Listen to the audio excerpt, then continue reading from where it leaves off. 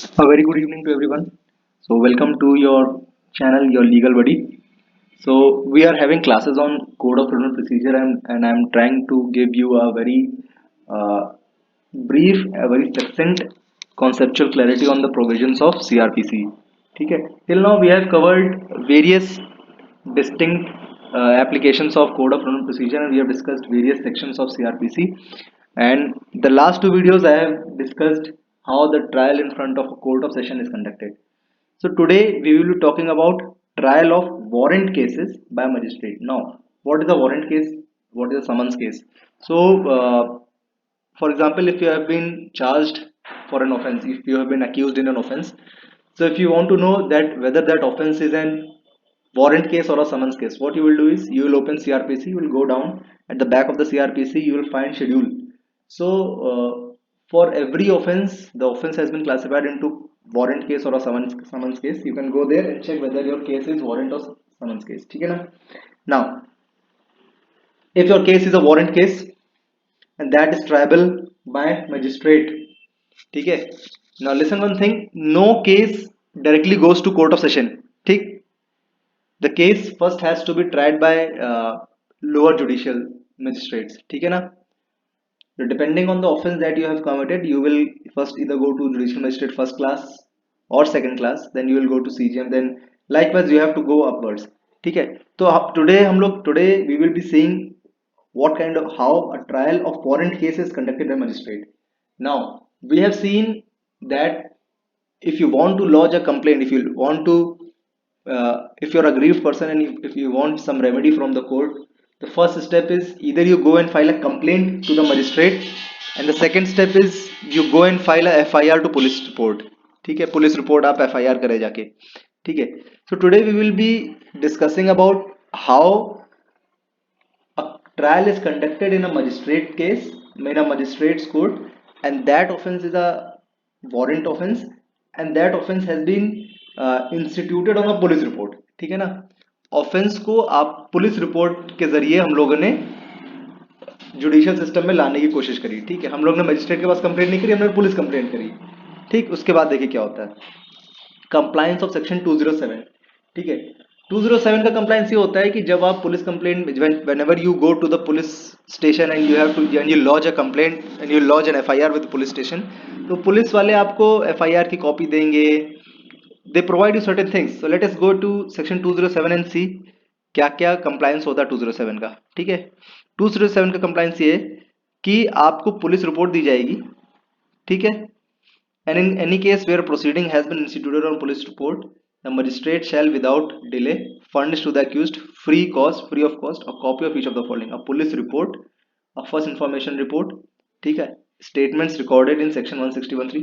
अब मजिस्ट्रेट आपको, अगर आप कोर्ट पहुंचे, ठीक है ना, now what is the first thing that a magistrate will do? Magistrate first thing आपको क्या देगा? एक पुलिस रिपोर्ट, जो पुलिस ने पूरी रिपोर्ट तैयार करके दी उसके इन्वेस्टिगेशन की, वो देगा.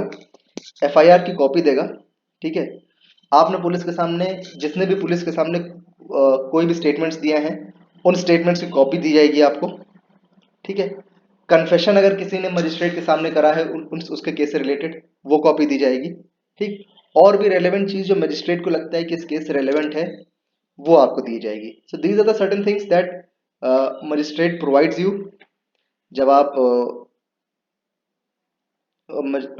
इसके सामने, मजिस्ट्रेट के सामने वारंट केस के लिए आते हैं. ठीक है, द फर्स्ट थिंग इज आपको ये सारे डॉक्यूमेंट्स प्रोवाइड करे जाएंगे. ठीक, now the next thing is when accused shall be discharged. Section 239 says कि डिस्चार्ज कब हो जाएगा अक्यूज. डिस्चार्ज तब होगा जब मजिस्ट्रेट के सामने जो भी डॉक्यूमेंट्स आए हैं, magistrate on bare perusal of those documents. ठीक है, एंड पुलिस रिपोर्ट देखी, डॉक्यूमेंट्स देखे उसने. ठीक, and the magistrate thinks that the accused, और उसने प्रोसिक्यूशन की प्रिलिमिनरी जानकारी ली और डिफेंस की भी प्रिलिमिनरी जानकारी ली. Magistrate consider the charge against the accused is to be groundless, he shall discharge the accused and record his reasons. अब उसने पुलिस रिपोर्ट देखी, FIR कॉपी देखी, 161 के स्टेटमेंट्स देखे, on bare prima facie perusal of the documents and after listening to the both the sides. जो शुरुआती दौर में, you don't have to go into the extreme details, उसने शुरुआती दौर में बात करी और then the magistrate has realized that the accused has not committed any crime, तो उसको डिस्चार्ज कर देगा, डिस्चार्ज करेगा, एक्विट नहीं करेगा। एक्विट करना होता है कि you have been released and it has been prove that you have not committed a crime. Discharge में ये होता है कि अभी तक जितनी प्रोसीडिंग आई है उसमें आपके खिलाफ कोई केस प्राइमा फेसाई नहीं बन रहा है, that means you have been discharge, although you can be later incriminated in the same case again.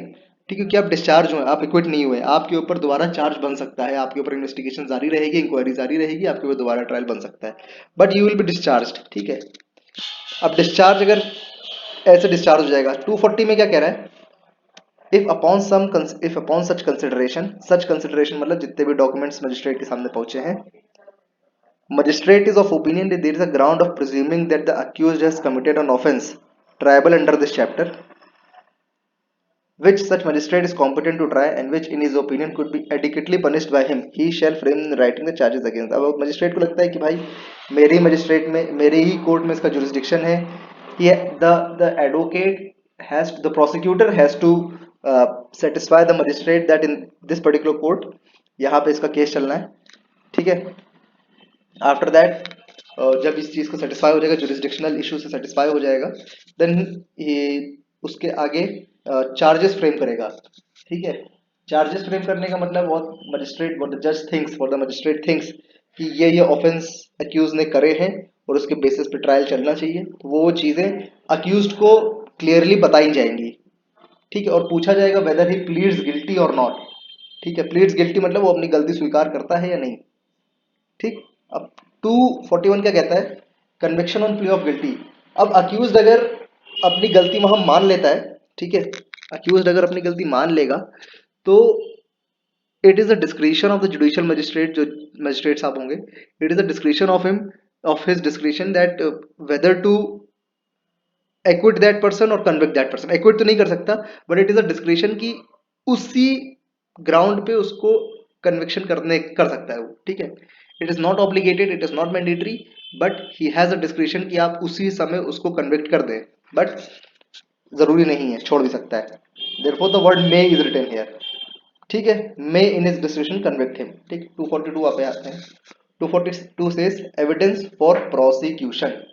now if accused refuses to play or does not plead, ठीक है, अब accused जो है वो plead ही नहीं करता है, ठीक है, कुछ कहता ही नहीं, शांति से खड़ा रहता है। ठीक, और if he says कि no I have not committed a crime and I want a trial, ठीक है, तो क्या करेगा, मजिस्ट्रेट एक डेट फिक्स कर देगा, उस डेट में विटनेस बुलाए जाएंगे। ठीक है, विटनेस से एग्जामिनेशन होगा। ठीक, now provided that the magistrate, यहाँ पे लिखा हुआ है, provided that the magistrate shall apply in advance to the accused the statement of witnesses recorded during the investigation by the police। अब मजिस्ट्रेट क्या करेगा, एक कॉपी अक्यूज को प्रोवाइड करेगा कि देखिए these are the statements that have been given by you against the witness. ठीक है, that have been given by the witness against you. ठीक है, वो उसकी कॉपी प्रोवाइड करेगा। आगे, the magistrate may on the application of prosecution issue summon to any of the witness. अब कह रहा है प्रोसिक्यूशन के कहने पे वो किसी भी विटनेस को समन कर सकता है, ये सेक्शन 242 में है। ठीक है, अब provided that magistrate shall permit the cross examination of any witness to deferred until any other witness or witnesses have been examined or recall any witness for further cross. अब कह रहा है कि जो विटनेस का क्रॉस एग्जामिनेशन हो चुका है, मजिस्ट्रेट उन विटनेस को भी बुला सकता है। These are very general things, ये तो मजिस्ट्रेट की डिस्क्रिप्शन पे है। ठीक, now 243 says evidence for defence. ठीक है, प्रोसिक्यूशन का एविडेंस हो गया, सिमिलरली ऐसे ही डिफेंस के एविडेंस लिए जाएंगे। ठीक है, सेम बात यहाँ पे 243 में लिखिए, डिफेंस के एविडेंस लिए जाएंगे ना। 244 में कह रहा है फिर जब डिफेंस के एविडेंस लिए गए, फिर प्रोसिक्यूशन के पास एक चांस होगा कि वो आ, अपने एविडेंस पेश करे। ठीक है ना। Now when accused shall be discharge, कौन सी कंडीशन है जहां डिस्चार्ज करना मैंडेटरी हो जाएगा, 245। If upon taking all the evidence referred in section 244, evidence के भी, प्रोसिक्यूशन के भी एविडेंस हो गए, डिफेंस के भी एविडेंस हो गए, the magistrate considers for reasons to be recorded in writing, reason record करना पड़ेगा मजिस्ट्रेट को, that no case against the accused has been made out which if unrebutted would warrant his conviction, magistrate shall discharge. कह रहा है कि अब इनके ऊपर जो कुछ भी ऐसा निकल के सामने नहीं आया है, that is why I am discharging him, although the case will stand reopen, discharge करा गया है, एक्विट नहीं करा गया है। तो अगर कुछ मिल जाता है इनके खिलाफ तो इनको फिर से दोबारा तलब करा जा सकता है, he will be again summoned again and fresh investigation can be started against him. ठीक है, और ये सब जो डिस्चार्ज करने के रीजन, डिस्चार्ज ना करने के reason, this all has to be recorded in writing. एक मजिस्ट्रेट को अपना एक इंडिपेंडेंट माइंड उस पर अप्लाई करना पड़ेगा। ठीक है, अब मान लीजिए डिस्चार्ज नहीं हुआ, देन अगला क्या स्टेप है? When if when such evidence has been taken or at any previous stage of the case the magistrate is of opinion that there is a ground of presuming that accused has committed the offence triable under this chapter, which said magistrate is competent to try, in his opinion could be adequately punished by he shall frame in writing a charge against him। कह रहा है discharge अगर नहीं करा है तो next step is frame charges. ठीक है, ये डिस्चार्ज जो people like us who are practising advocates when they make a petition for discharge, तो हम लोग दो ग्राउंड पे डिस्चार्ज की पिटीशन बनाते हैं कि किस तरीके से इनके ऊपर कोई चार्ज बनता नहीं है, second of all why he needs to be discharge. ठीक है, दो चीजों ग्राउंड पे हम लोग डिस्चार्ज बनाते हैं ना। अब यहाँ पे वही चीज है, डिस्चार्ज नहीं करा गया तो पूरा ट्रायल फिर से चलेगा, विटनेसेस का एग्जामिनेशन होगा, डॉक्यूमेंट्स बुलाए जाएंगे। ठीक, और फिर दूसरी बार प्रोसिक्यूशन के जब हम लोग ने एविडेंस ले लिया तो फिर हम लोग डिफेंस का भी एविडेंस लेंगे।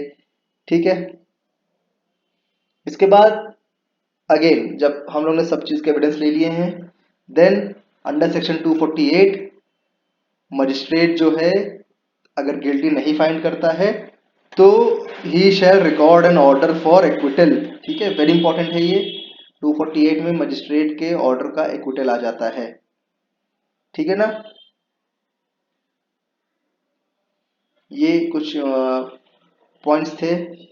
ये एक पॉइंट यहाँ पे, ये दो कुछ पॉइंट्स ऐसा कह रहा है कि where in any case the magistrates finds the accused guilty but does not proceed in according to provision section 325 and 360।